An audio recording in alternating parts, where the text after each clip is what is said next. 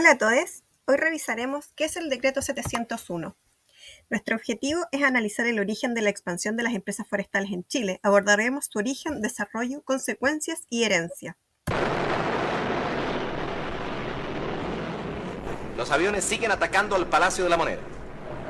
Después del golpe de Estado del 11 de septiembre de 1973, le siguió una dictadura cívico-militar al mando de Augusto Pinochet hasta 1990. Aproximadamente duró 17 años. La pérdida de la democracia trajo imposiciones en todos los ámbitos públicos, incluyendo un nuevo sistema económico. Durante la dictadura se activaron reformas neoliberales radicales que generaron dos grandes crisis económicas debido a la excesiva apertura comercial, desregularización estatal y privatización, las cuales incentivaron la especulación y el consumo en lugar de la inversión productiva. Debido a las implementaciones, Chile es considerado un laboratorio de políticas neoliberales, influenciada por los Chicago Boys. Un área de cambios notorios del nuevo modelo económico impuesto es el desarrollo forestal. Por medio del Decreto 701, el Estado subvencionó hasta el 75% del costo de las plantaciones y otorgó exenciones tributarias. Grandes empresas se vieron beneficiadas, sobre todo el Grupo Angelini, a través de la Forestal Celulosa Arauco, y el Grupo Mate, a través de la Forestal Milinco y Celulosa CMPC. Solo entre ambos concentran más del 70% de la actividad forestal y lideran holgadamente sus exportaciones. La continuidad del Decreto 701, incluso después del retorno de la democracia, ha sido objeto de intensos debates y críticas debido a sus profundas implicaciones socioambientales y su legado autoritario. Dentro de estas principales críticas hacia el Decreto 701 podemos encontrar la distribución desproporcionada que ocurrió entre los años 1974 y 1997, donde los aportes del Estado para fomentar la expansión de las forestales fueron 369 millones de dólares, de los cuales el 95% fue a parar en manos de grandes y medianos propietarios, como mencionamos anteriormente, favoreciendo a las grandes empresas forestales como los grupos Angelini y Mate, dejando solamente el 5% de las bonificaciones para pequeños propietarios.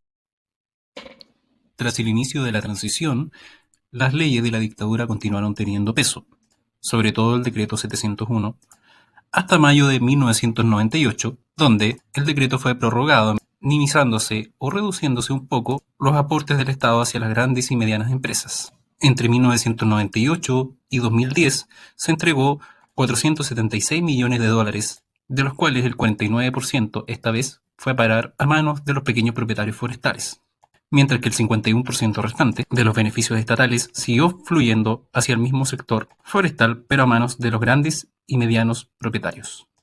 Las prórrogas continuaron y el fomento estatal para la expansión de las forestales continuó. En 2011, bajo la administración de Sebastián Piñera, se estableció una nueva modificación de este decreto, prorrogándolo por 2 años más.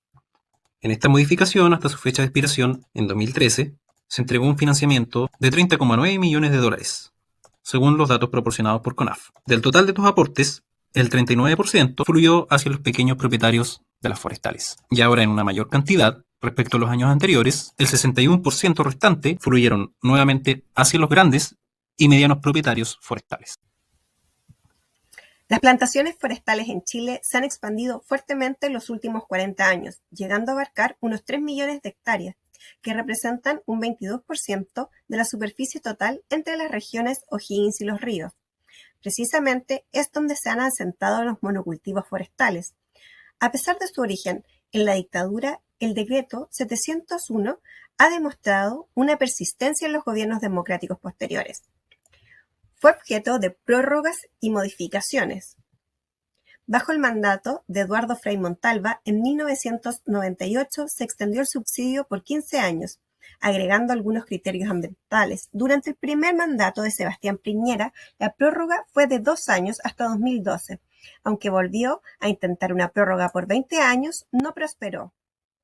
Por otro lado, en el gobierno de Michelle Bachelet en 2014 también se intentó extender los beneficios del decreto, argumentando un desarrollo forestal sustentable. Son también un pilar importante de nuestra economía y hay que apoyar la inversión en ellos, una inversión que sea social y medioambientalmente sustentable. Y con ese fin, entre otras cosas, prorrogaremos la vigencia del DL 701. La expansión de las forestales ha tenido graves consecuencias socioambientales. Ya desde el año 2003, José Araya lo documentaba mediante su texto La invasión de las plantaciones forestales en Chile, efectos de la actividad forestal en la población indígena mapuche. Uno de los efectos más notorios es la disminución de los recursos hídricos y la pérdida del bosque nativo.